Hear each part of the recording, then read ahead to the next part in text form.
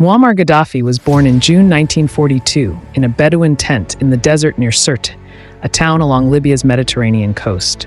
He came from humble beginnings, a nomadic family with no wealth or political influence. Libya at the time was under Italian colonial rule. Poverty, foreign occupation, and tribal identity shaped Gaddafi's worldview early. As a child, he watched Arab nationalist movements surge across North Africa and the Middle East, from Gamal Abdel Nasser in Egypt to revolutions in Algeria.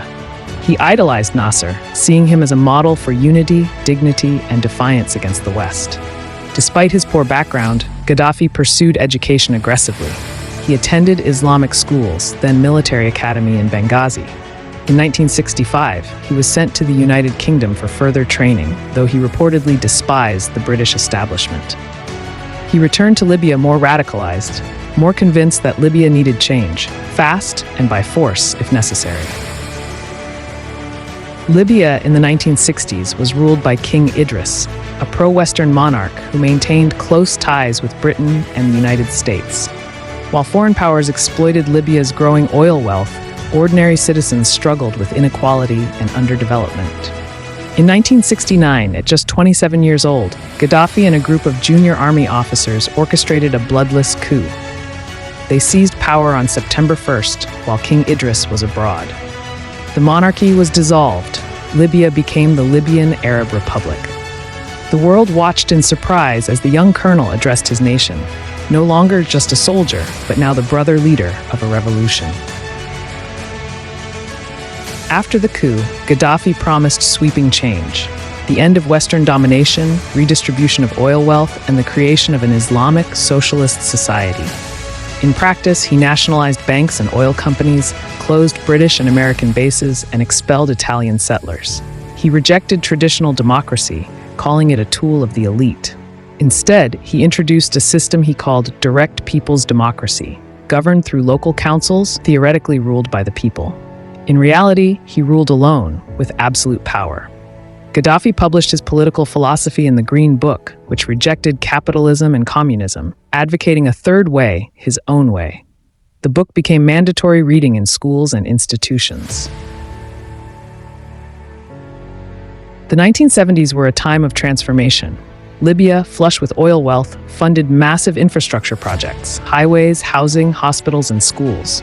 Illiteracy dropped. Access to electricity, healthcare, and clean water improved dramatically.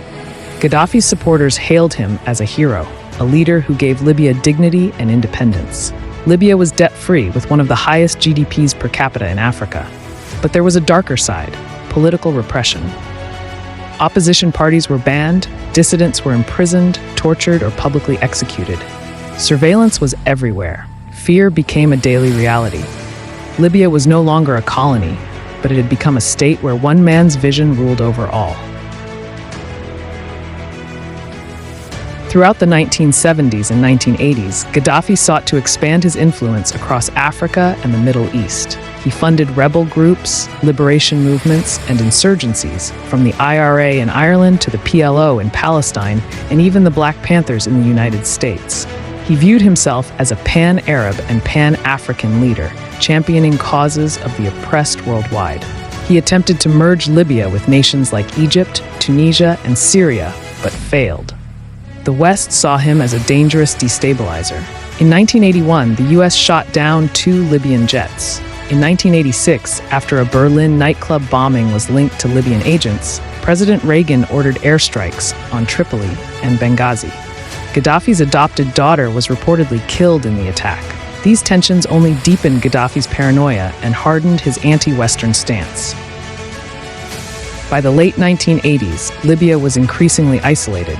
The 1988 Lockerbie bombing, where a Pan Am flight exploded over Scotland, killing 270 people, became a defining scandal. Western intelligence agencies quickly blamed Libyan operatives. The United Nations imposed sanctions. Air travel and oil exports were restricted. Gaddafi denied involvement but refused to cooperate. Libya became a pariah state, shunned by allies and enemies alike. Inside Libya, Gaddafi's grip on power tightened. Secret police eliminated dissent. Public executions were televised. His sons took prominent roles in security and business.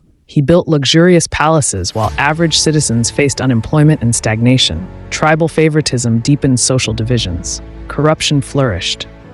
Yet Gaddafi remained defiant, hosting African summits, pushing for a United States of Africa, and continuing to criticize Western imperialism on global stages. After the 9/11 attacks, Gaddafi saw an opportunity. In a surprising shift, he condemned terrorism, surrendered Libya's weapons of mass destruction program, and paid compensation for the Lockerbie bombing. By 2004, Western leaders were shaking his hand again. US and European oil companies returned. Tony Blair called him a partner in fighting terrorism. Gaddafi even addressed the United Nations in 2009, but many wondered, had he really changed or merely adapted to survive? In 2011, the Arab Spring swept across the Middle East. Dictators fell in Tunisia and Egypt. Soon, protests erupted in Libya, calling for Gaddafi to step down after 42 years.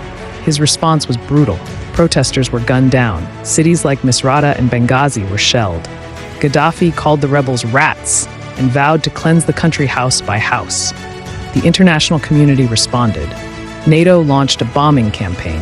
Rebels armed with Western support advanced. The war escalated. By August 2011, Tripoli fell. Gaddafi fled to his hometown of Sirte, surrounded by loyalists. But the siege closed in. On October 20th, 2011, his convoy was attacked by NATO jets. Gaddafi was captured by rebels, wounded, bleeding, and confused. He begged for mercy.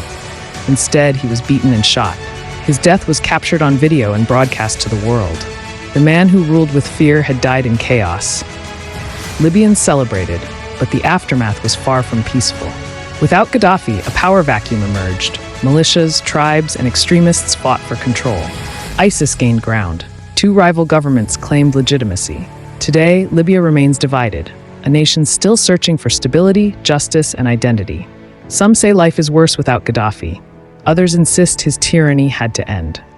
Muammar Gaddafi left behind a legacy drenched in contradiction. To some, he was a revolutionary who gave Libya dignity and independence. To others, he was a tyrant who clung to power with blood-stained hands. His story is a mirror, reflecting the hopes and failures of post-colonial states, the danger of unchecked power, and the cost of revolution without reconciliation. Gaddafi is gone, but the questions he raised remain.